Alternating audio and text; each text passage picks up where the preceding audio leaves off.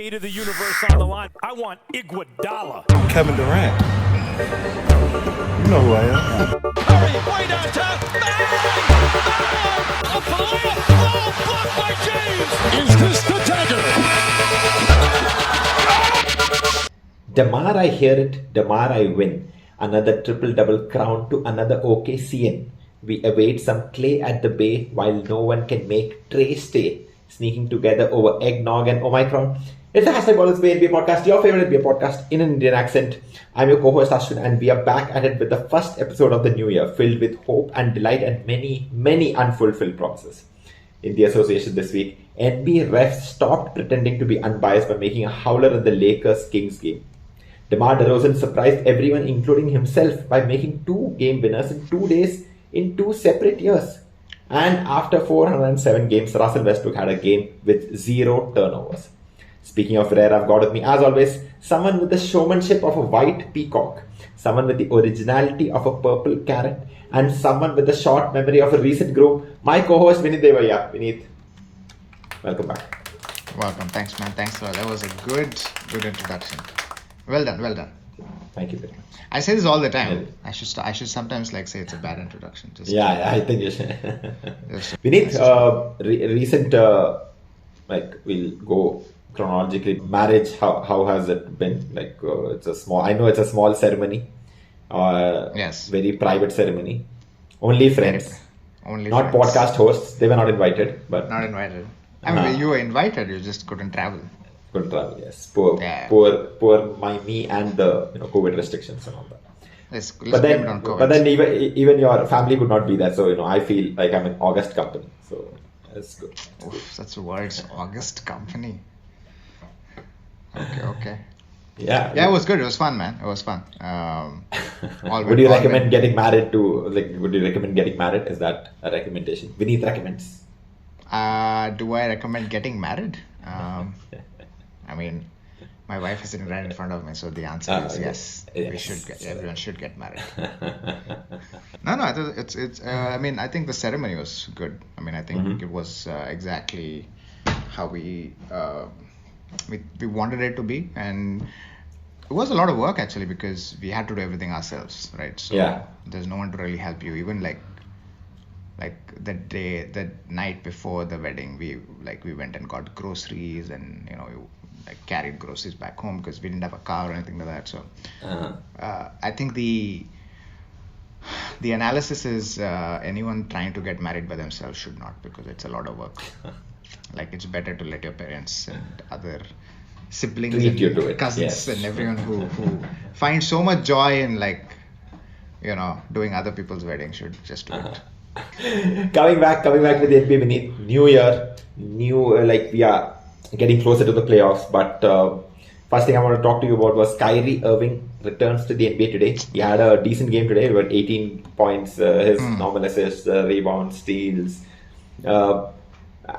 Have things gotten so bad that people don't have any value for their words itself? What do you think has changed in the Brooklyn Nets organization's mindset? In their mindset, they didn't have players, and Kyrie is a great player, so we're getting him. So I think we should, ego should not be in the way of success in my opinion. So if they could have gotten Kyrie back, they should have just get him and get him to play those 10 games. But will they carry it on with half here, half there? That is to be seen. The whole league is just anyone can get a 10-day contract. I think we're going to talk about Dirk's retirement party. I think Jason Kidd offered him a 10-day as well. Anyone is with this hardship contract, all these new words that we are listening to. Even to. Gerald Green. Gerald Green. Did you hear what he did? Do you know who Gerald Green is? Yes. Then, So he was apparently an assistant coach in Houston Rockets, which I didn't know. Yeah. And he unretired and joined the G League yesterday. That dude is still fit. I don't know why he even retired. Obviously he wasn't probably getting the exposure he wanted. But he's not. He's a young dude. I think he's 12-year veteran or something like that.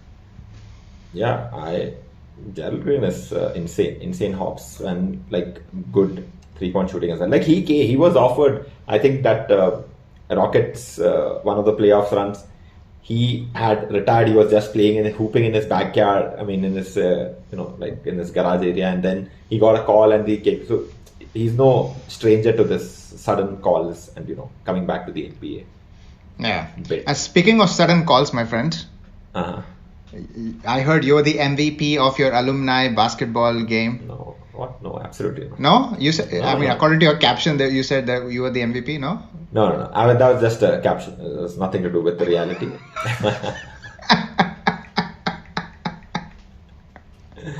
I had fun, and I didn't because I had conditioned myself. Like I went home a week before, and then I played continuously for 4 days, like just a young person's game, running here. The body was conditioned. Then I took 2 days break because 4 days running and all at my age is not.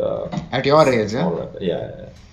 And running and all is ridiculous. What is this? Come on, I should not be running so much. And then in 5-on-5, it's all just a lot of running is required. So I conditioned myself for 4 days. Then I took 2 days off, and then I went to the thing. And luckily enough, I had the best player on my team. So I had the best player on my team. So all I had to do was just who was the best player on your team? This dude is there. I mean, shout out to Gotham if he's listening. I don't think so. And the worst, I felt really bad about. I was thinking that what would Vineet want me? I really wanted to get at least some 10-15 subscribers for the pod, but then because I was in that moment too much, I couldn't do that vlog that I had thought about. I couldn't get 10-15 people to subscribe. So it was. It's all good. There's no problem, man. I think you at least came out with a reel, which was quite good, entertaining. Even though you didn't post it on Boris Bay Pod.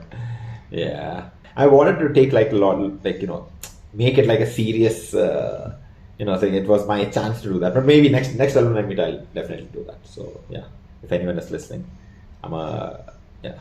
it's one of the many promises which hopefully don't go unfulfilled.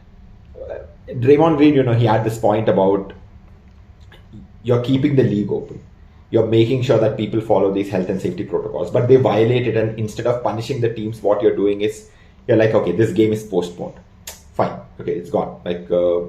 Now the game comes at a different time. They might be at an advantageous position. They might have gotten rest. Why this uncertainty towards, what the rules are which have to be enforced? What do you think about that? I mean, I think that, you just play with what you have. And, I have a very blue-collared worker kind of mentality. Is okay, these are the games I have to play. And if you're a good enough team, you'll win those games. You can't just be crying about what the situation that has been dealt to you is. It's mostly similar for most people, so I think it should be okay. You don't think there's anything wrong in the no in the rule application? If you're saying that this is how it should be, and then some people are taking advantage of it, you just think it's gamesmanship. I mean, obviously, I'm sure that they're not going and getting infected to do this. Exactly. But okay, that's your feeling about it. Yeah, I mean, it is what it is. Just grow up, be an adult. Stop cribbing about shit. Go win games. I mean, if the people who are taking care of it, who are not going out and mixing and all that, I think it's a little unfair to them. But I don't know how. Are you supposed to count the number of people, the team players that they have in health and safety, and then ban, automatically give the game to the other team? If Brooklyn comes and they have only 8 players in their roster, and Warriors come and they have 10-15 players, then Warriors automatically win because, I mean, I don't know how they're going to solve that, but I think there's a little bit of anytime you have a rule, then at the boundary where the rule is made, you always have tensions and those sort of situations. I mean, that's true for anything in life, yeah. Exactly. Anyhow, I'll put in a happy mood. We saw the Dirk Nowitzki jersey retirement today. I mean, we knew this would happen. And we will talk about the statue that they have proposed. Oh, God. But, I mean, Dirk has always been your favorite player. Offensively, remarkable. Can do everything from anywhere. Almost a career 50, 40, 90 guy. Yeah. 7-footer. Changed the game from, before Kevin Durant just took it to another level. But he was the original. Original, yeah. The original dude. Dangerous everywhere.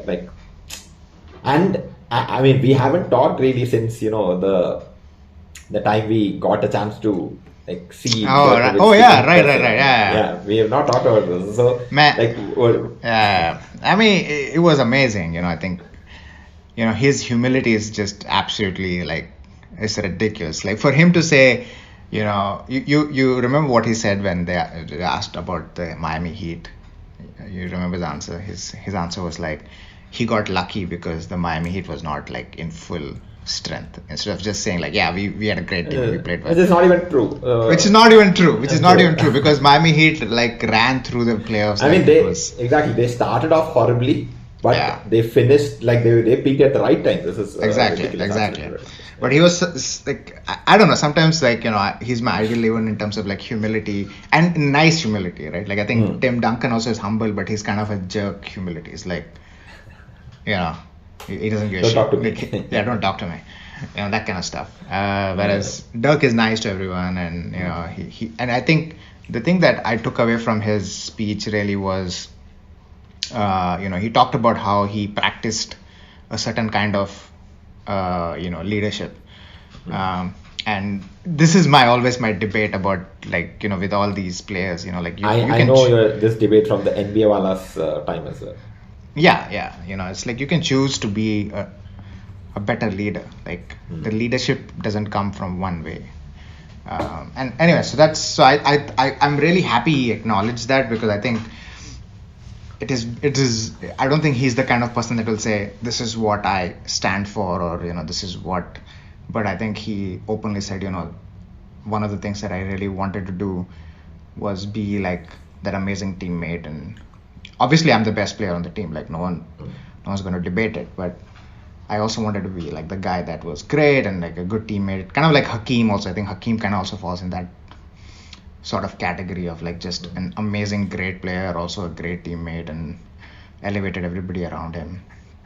So I was happy that he acknowledged that this was his goal, because he's unlike Kobe. Like Kobe will just say, yes, I'm about killer mentality, I'm about the mamba mentality, it's a killer. It's like there's something about acknowledging something that you do, right? Like, there's that reinforcing of characteristics. It's like, no, my point is that I don't think I've ever heard him like acknowledge that this is what he wanted to become, like this is what his practice was.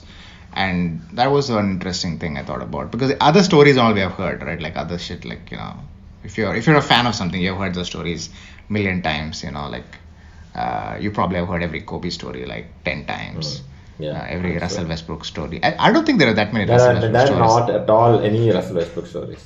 No, I mean, it makes sense, but there's all kindness stories. Like he left $1,000 tip at a hotel after during that bubble games. Like he left $1,000. Those kind of stories. Nothing to do with. Nothing other. Yeah, and I think even during the call with Dirk, I think it was.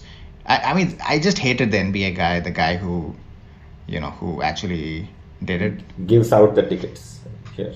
Yeah, because Dirk was like, yeah, I'm happy to take more, questions. Oh, that was like, so sweet. Remember, like, they said last question, and then Dirk is like, no, I don't mind taking like few more questions, because he realized that so many people were there to see him. And the NBA guy was like, no, this is the last question. It's like, I don't think anyone else on that call had anything better to do. Right? I don't think anybody else had anything better to do. And Dirk was like, yeah, I'll take a few questions, no problem for me. And this guy was like, and even in the end, I think when this guy said, oh, this is the last question, he said, no, I'm happy to take more questions. He's like, no, Dirk, thank you for your time. He cut off Dirk saying like, no, Dirk, thank you for your time. Some people just take the job too seriously. It's ridiculous. Like the little bit of power just goes into the head. Like, I don't know if you know this, like, sir, if you ever felt this, like the little class monitor you had in 4th standard, he thought that, he was a general of some army. He's like, how dare you talk? I will use my power to get you kicked off. I was never a class monitor, so I wouldn't. Okay, I was class monitor. I was that guy. That's why. Oh, you were that guy, what? the littlest power that came just went into my head. So I don't like those people. So you don't like the people that are like you? Oh yeah, I hate people who are like me. I hope no psychologist is watching this pod. But I do know that like you enjoy a little bit of like, I mean, even with the podcast, like you get very I don't know what's the right word for it, but I don't know what the right word is. Territorial. Territorial probably is the right word. I've noticed that also. It's like a little bit of it. It's like having some hand, right? Like it's like the Seinfeld thing. You have to have a hand in something. Like you gotta have a hand. You gotta have hand. You gotta have hand. Like everyone I know, like everyone's trying to find hand, right? And if you're not someone like who has hand in, like say at job, right? So if you're not like the boss, or you're not like, you can't tell shit to people, then you try to find hand in your personal relationship. Then if you don't have in personal relationship, then like within friends, like everyone wants to try to find. Stop unraveling. Okay. So that's the right. I think you got I think the Seinfeld hand thing is very apt there. You can't break up with me. I've got hand. And you're gonna need it. It's like. But I have hand. You're gonna need it. So there are two teams. Like I didn't predict any of these two teams would be doing this well, but you at least predicted one of them or two of them. We have the Cleveland Cavaliers in the East and the Memphis Grizzlies in the West. I think playoff-wise, maybe not that much noise once they get into the playoffs, but it is remarkable what the Cleveland Cavaliers have done this season. Yes. With a young rookie of the year in Evan Mobley. Basically the same crew as last time, but like not much. So I just had to pull out some stats just to just to help this conversation move along. They are top 10 in defensive rating, net rating, rebound percentage, effective field goal percentage, and true shooting percentage. Wow. So offensively, I mean, they are like offensive rating is 20, but offensive like net rating is like quite high. Top 10, top 5 in the NBA. Top 5? Top 5. They are number 4 by net rating. Just net rating. Net rating is basically offensive rating minus. Yeah, that's pretty good. Good. Yeah, exactly. And defensive rating, like number 3 in the NBA. So they managed to do something which a lot of people would not have given them a chance because they don't have any superstar in there, right? Like at least the Grizzlies have Ja Morant, who's just like Ja Morant, and the greatest center of all time, Steven Adams. So I mean that sort of makes sense. Yeah. But they have an aging Kevin Love. They have Sexland. They do have Sexland, but Sexland was missing. Yes. He came back, but I think Garland came back. But I think Sexton is out for this. Sexton is out for injury. Yeah, Garland also came back. Again, people going in, coming back. What about their play has like made them so good? Because they are better than a lot of teams who were predicted to be better than them this year. Yeah, I mean, I think this is one of my best predictions. I don't know if the Cleveland Cavaliers will remain to be as good, but they at some point they were number 2 or number 3 in the East. Yeah, as far as I remember. But now we are very close to halfway through the season. We're like very close to 40 games done in the season. So it's not a coincidence anymore. Yes. I think when I looked at their team, I think they had like some good players that they had gotten. I think Evan Mobley was really good. You had Jared Allen, who I really like as a center. And then they had the guy from Chicago Bulls come there. What's his name? The Finnish guy, Markkanen. Lauri Markkanen, right? And overall, like if you just look at their roster, right? I mean, their top 7-8 players are very, very decent, good NBA players, and so I just felt like, okay, they don't have bad players on their roster till like 9 or 10. So in the East, they have a shot if like no one goes like seriously injured. Like if there are certain injuries here and there, I think they have a shot to like play really well. Yeah. And that's what they did. I think Evan Mobley, obviously, I liked him, but I didn't know he would be so good defensively. So that really helped them because I think last year defensively they were not that good.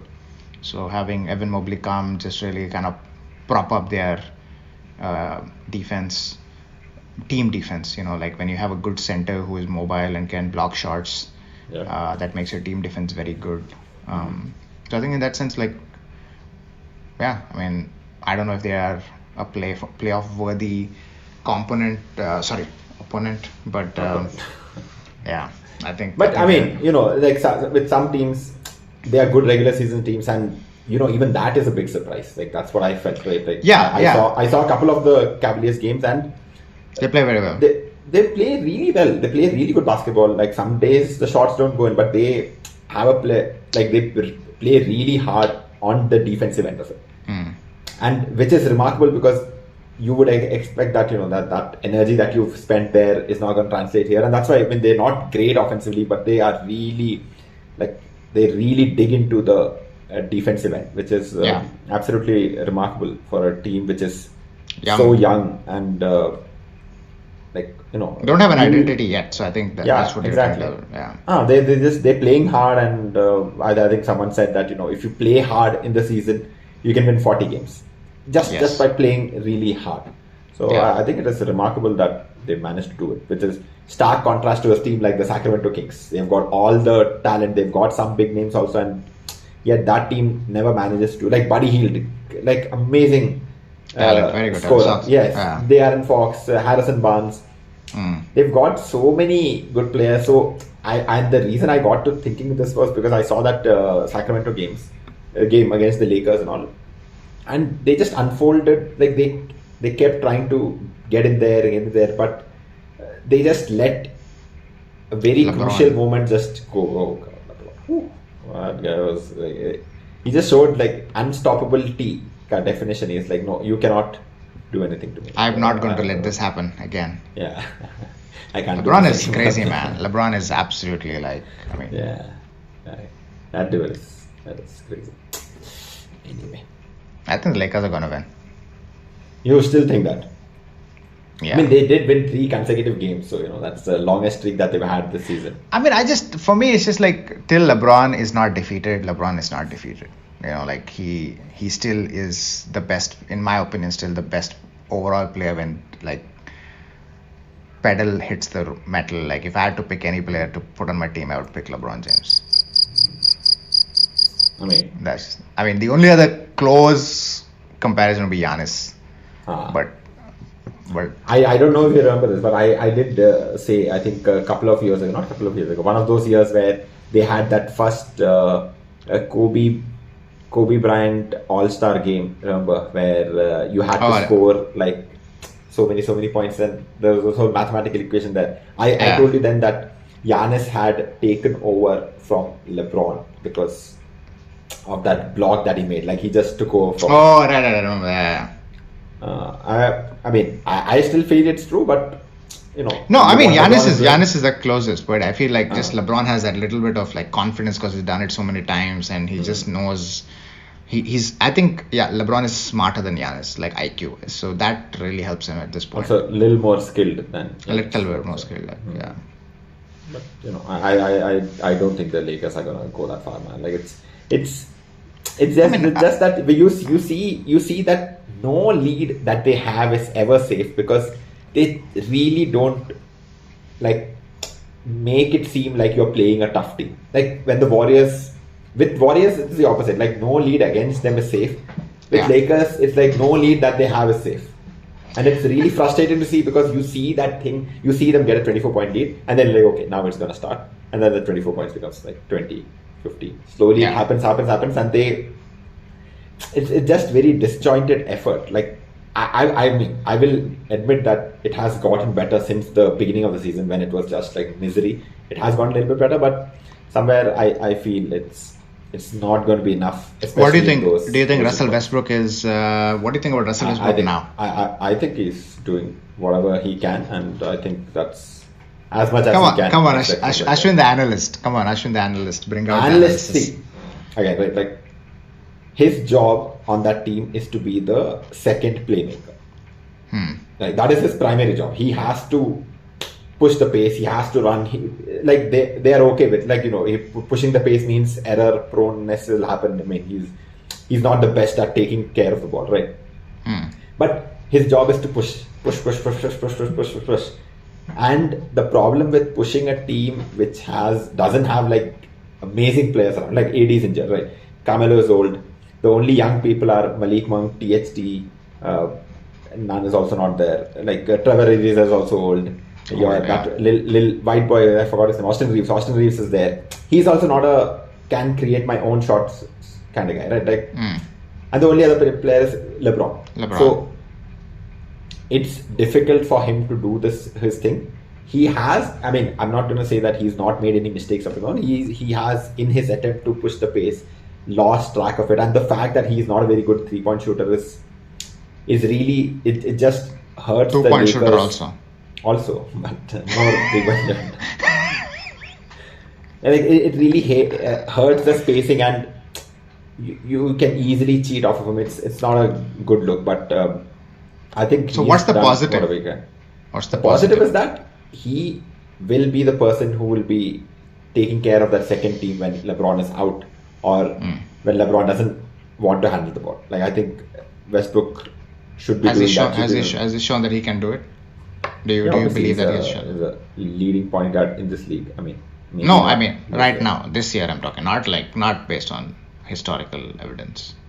I mean, that's his job, right? Like, he has the balls so many times that he has the ball so much of the time that it's.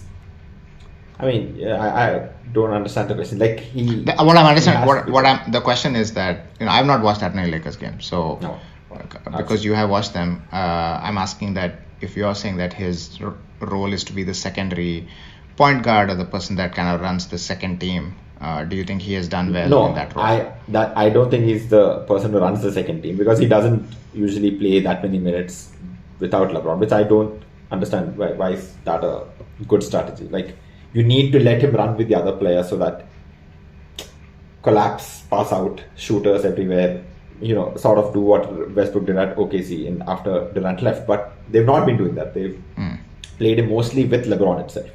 And with LeBron, because it's weird to see Russ pass the ball like this and not like in motion. You understand? Like, it's very few times when he has a very clear idea of what he's going to do. It's mostly like me. When I start talking, I just start talking, and then wherever the conversation takes me, I'm like, okay, I'm a servant of the conversation. So he'll start the attack. He'll not really figure out what exactly I have to do. But because he has LeBron, like, the bailing out is a little more easy to do, because he can just pass the ball to LeBron because he's already there, and LeBron is sort of unstoppable in motion. It sort of works out that way. But I think Malik Monk has, coming into the starter's job, has made it little easy for Russ to be like, I don't necessarily need to score that much. Monk is a good one-on-one scorer. Monk is a good spot-up shooter as well. Good, as in decent, right? Like, he can take that pressure. He can give you that 10, 15 points. And that's what you need, right? You need somebody to be able to score. I think right now they are, 3-game winning streak is not that. I don't think they've beaten anyone really good. They beat the Kings, and I forgot who they beat also. But they have Atlanta Hawks coming next, which is at their place. At Atlanta, so I think that's a good game. That's a good indication of what they're going to do, because Atlanta has also not been playing great, but it can be a dangerous team. Young team, which is what their major kryptonite I felt is that young teams, they really have no clue how to finish them off, which is terrible, because this is a team of experienced winners, but they've not been able to figure out how to beat these young teams which run purely on adrenaline. Got it. Makes sense, yeah. I feel that those kind of teams is gonna hurt them, because I don't, from my position here, I don't think they're better than the Phoenix Suns in the West. I don't think they're better than the Jazz, and I don't think they Warriors. I sort of know. I think they can beat the Warriors if it comes to that. I think they can beat the Warriors if they have Anthony Davis healthy. And even if the Warriors have Clay, I think Lakers can beat the Warriors, but I don't think they can beat the Suns or like Jazz or Clippers with Kawhi also. That sort of is a little.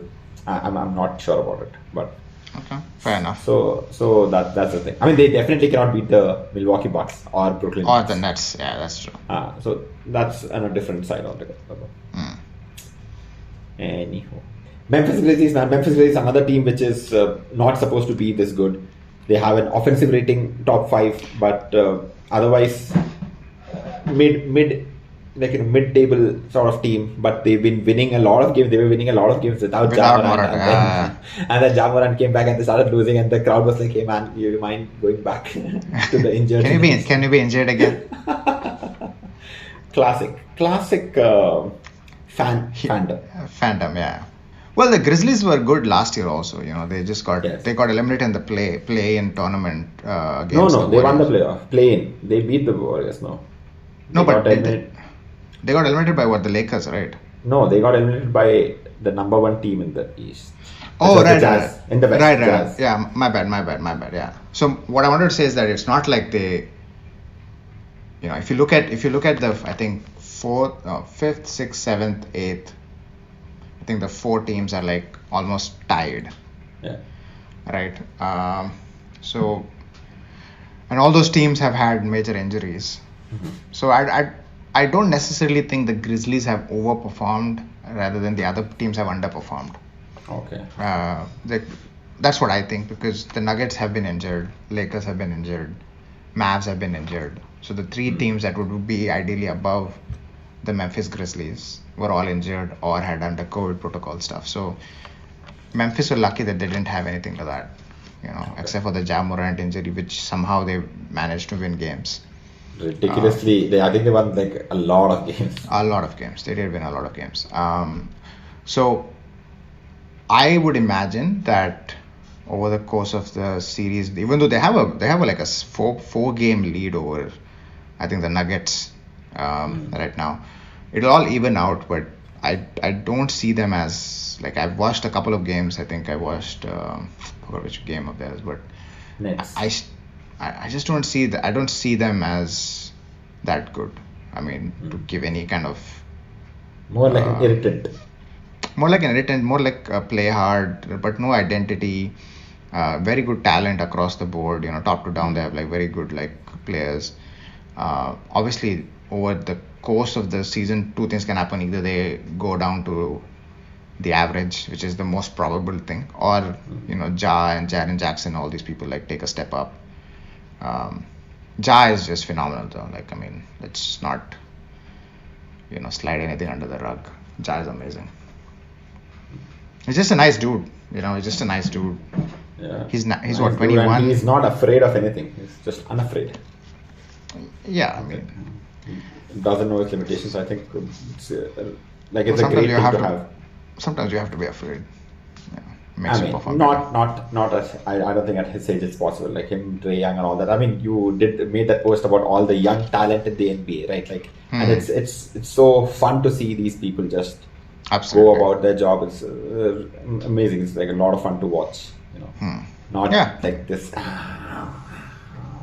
What's that? It's fun. It's youth energy. There's an old guy. It's like an old guy. Like this is probably what youth energy is. What is the energy is? I haven't seen it for a while, but I think this is how it was. I mean, this is how it was for me. So I was like, probably it's for them also. I mean, you have a different swagger itself. I think we've discussed this multiple times. Like you have a Multiple different times, I walk itself when you're young and you like, I can do anything. I don't have to be aware Yeah. of anything. Anywho. Anyways, we always end Anyway. the pod with like remembering how Remember old old we are. times. Vineet, do you want to tell the audience about what your plans are for this future, for the 21st specifically of this month? Yeah, I mean, I'll be coming to India, obviously. So if everything is proper, if there is no like COVID shutdown and all that bullshit, tickets have been booked. Okay. Then it And doesn't so- matter. Yeah. So, well, I mean, if they stop accepting people like last time, you know, then there's nothing I can do. Anyway. Alright, man. That's it for this episode, man. It's a short episode, but I hope you had fun listening to it. If you had fun listening to it, please go subscribe, like, share, follow, do all that jazz, and we'll see you for the next episode. Till then, Vineet, say bye bye. Bye bye.